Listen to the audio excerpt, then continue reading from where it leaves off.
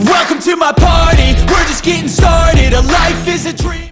네, 여러분 안녕하세요. 이번에 또 가슴편 진행하려고 합니다. 이제 마지막 가슴이 될 것 같아요. 나중에 추후에 이런 운동 분석 컨텐츠를 좀 더 다루게 되면 모를까 일단 가슴은 이렇게 좀 마무리를 하려고 합니다. 우리가 먼저 이제 동영상을 소개하기에 앞서서 어떤 걸 소개시켜 드릴 거냐면, 요새 그 가슴 운동 그 머신들 굉장히 많아졌잖아요. 굉장히 다양해졌습니다. 특히 플레이트 로드 머신으로 개발이 굉장히 많이 되고 있죠. 외국부터 시작해서 지금 국내에서도 이런 플레이트 로드 머신들을 굉장히 많이 찾는 추세인 것 같습니다. 왜냐면은 플레이트보다 조금 더 안정적이면서 웨이트 스택 이런 핀 머신보다 조금 더 자유도를 갖고 있기 때문에 이런 운동 매니아들이 굉장히 좋아하죠. 사랑을 받고 있는 것 같습니다.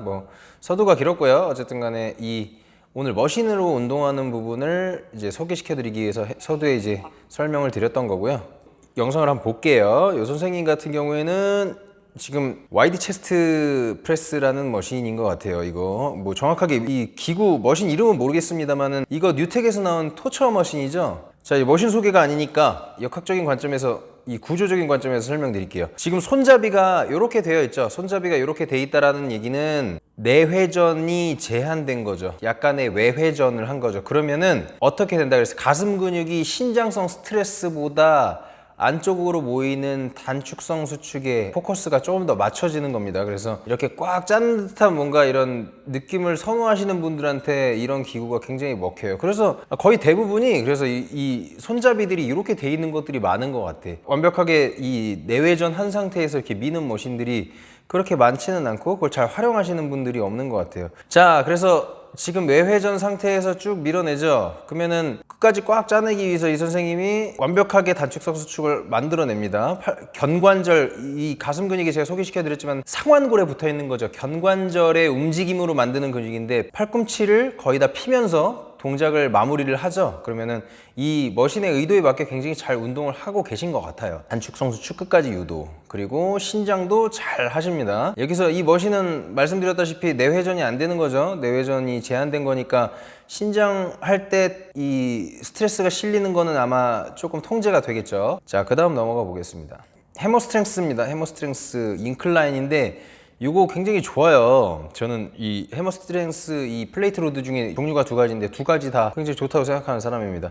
근데 여기서 해야 될 게, 제가 지난 편 가슴에서 여성분이 인클라인 덤벨 하는데 상완골의 각도가 틀어지거나 아니면은 과하게 과신전되면서 가슴 섬유에서 이 쇄골들을 쓰기가 어려운 구조라고 지적을 했던 게 있습니다. 전편을 한번 참고해 주시길 바라고. 그래서 내가 인클라인이라는 거는 우리가 아시겠지만은 쇄골들을 쓰고자 하는 거잖아요. 제가 이렇게 사진 띄워드리면 보이시겠지만은 쇄골의 안쪽 지점부터 이렇게 해서 상완골에 붙어 있습니다. 이 지점을 쓰려면 얘가 섬유가 자라는 방향이 이런 방향이기 때문에 견관절이 적절하게 올라간 상태, 이게 굴곡이거든요. 굴곡된 상태에서 운동이 진행이 돼야 됩니다. 그래서 팔꿈치의 각도가 내가 과하게 과신전 해놓고 이런 운동들을 하면 클래비클 헤드를 타겟팅 하기가 굉장히 애매해지거나 로스가 많이 나겠죠. 메인 부위 운동을 하게 되거나. 근데 이 머신 같은 경우에 잘 활용하게 되면은 타겟하고자 하는 것을 굉장히 잘 조준할 수가 있습니다. 제가 표정 관리를 제가 못하는 거 좀 양해 좀 부탁드리겠습니다.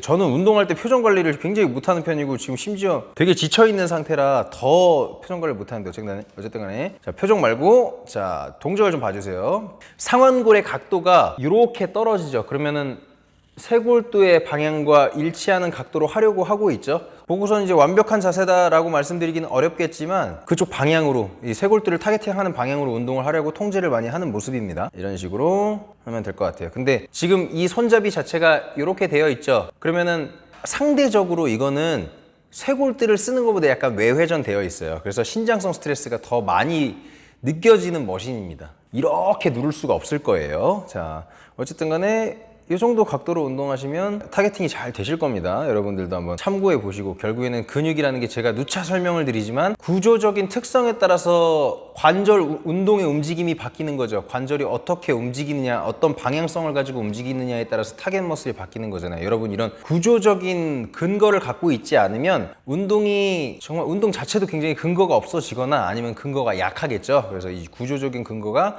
반드시 있어야 된다고 생각을 합니다, 저는. 자, 그 다음 영상 볼게요. 자, 이거 와이드 체스트인데 이게 아마 디클라인 머신은 아닐 거예요. 근데 제가 디클라인으로 바꿔서 합니다. 이런 경우 많죠. 맞나? 이게 디클라인이 아닌가 막 그럴 거예요. 근데 의자 높이를 좀 높인 상태에서 누워서 하면 디클라인 각도로 만들어질 수가 있잖아요. 이 해머스트렝스 머신에서 이거를 왜 어떤 의도로 만들었는지는 모르겠지만 사용해 보신 분들은 아실 거예요. 이게 아래쪽 가슴 쓰기가 이 늑골두 쓰기가 굉장히 좋은 구조로 되어 있습니다. 보시면은 손잡이가 이렇게 되어 있죠. 약간 이렇게 되어 있죠. 이렇게 되어 있는데 신장하면서는 이렇게 되다가 거의 다 밀어냈을 때 이렇게 모입니다. 그러면은 어떻게 되겠어요? 단축성 수축 극대화죠.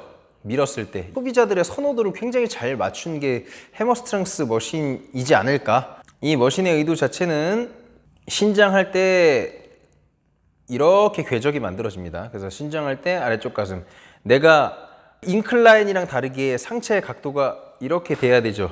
왜냐면은 지금 얘는 늑골드라고 하는 이 섬유는 복근막부터 이렇게 해서 붙어 있는 거니까, 그렇죠? 이게 그림 한번 보시고 확인해 보세요. 이렇게 붙어 있는 거니까 그러면 운동 방향은 이렇게 진행이 될 겁니다. 그래서 여러분들 딥스도 하죠. 디클레인 할 때 왜 가슴 운동인지 모르시면 안 됩니다. 아마 제 유튜브를 보시는 분들은 사실 초급자분들이 보기에는 굉장히 어려운 정보예요. 그래서 이런 부분들은, 이런 운동에 대한 기본적인 정보들은 다 아시는 분들이 좀 볼 거라고 믿습니다. 조금 더 했으면 좋겠는데 얘가 지쳐가지고 뭐 피드백을 못 드리겠네. 거의 제가 디클라인을 대부분 마지막에 하는 편이거든요. 디클라인이 견갑골 전굴된 체형들한테 이 크게 좋은 피드백을 못 주는 운동 중에 하나라서 제가 디클라인을 가장 마지막에 주고 모든 가슴 운동 중에서 조금 이렇게 우선순위를 뒤로 두는 편이라서 뒤에 뒀는데 굉장히 지쳐서 합니다. 자, 어쨌든 간에 디클라인은 이 구조적 특성에 따라서 운동 방향 확인하시고 여러분들도 운동하는데 참고하시길 바라겠습니다. 자, 다음 요까지만 다룰 거예요. 이제 딥스. 여러분들 제가 방금 전에 딥스 말씀드렸는데 체스트 딥스가 이렇게 일어나는 거죠. 뭐 이렇게 잡아도 되고, 근데 딥스가 대부분 뭐 이렇게 돼 있으니까 어시스트 딥스든 프리 딥스든 이렇게 진행이 되면 이때 내 몸무게에 대한 부하가 이렇게 실리는 거죠. 그리고 지금 여기 선생님처럼 이렇게 플레이트 메고 하시는 분들도 있는데 이거는 저는 못합니다. 그냥 일반 이 프리딥스도 굉장히 난이도가 높기 때문에, 자, 어쨌든 간에 구조적인 관점에서 보면 아래쪽 가슴을 쓰겠다라는 게 딥스고, 딥스에서 너무 과하게 상체를 숙여버리면 메인 부위도 같이 타겟팅이 될 수 있겠죠. 근데 많이 숙일 수 있는 사람은 아마 거의 없을 거예요. 그냥 내가 생각하는 것보다 조금 더 서서 하셔도 돼요. 딥스 하실 때. 물론 완벽하게 서서 하면 어떻게 되겠어요?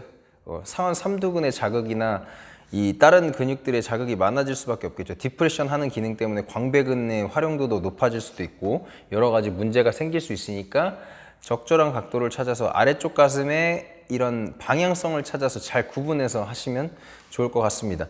자, 오늘 또 얘기가 굉장히 또 길어졌는데, 하다 보니까 길어졌는데, 핵심은 항상 말씀드리지만은 그 근육의 구조적인 이 근거에 따라서 운동 방향성도 바뀐다. 관절의 방향성이 어떻게 설정되느냐에 따라서 내가 하고 있는 운동이 얼마나 힘이 실리느냐, 근거적 힘이 실리느냐라고 생각하시면 될 것 같습니다. 오늘 여기까지 하고요. 다음 편에서 또 다른 컨텐츠로 뵙겠습니다. 감사합니다.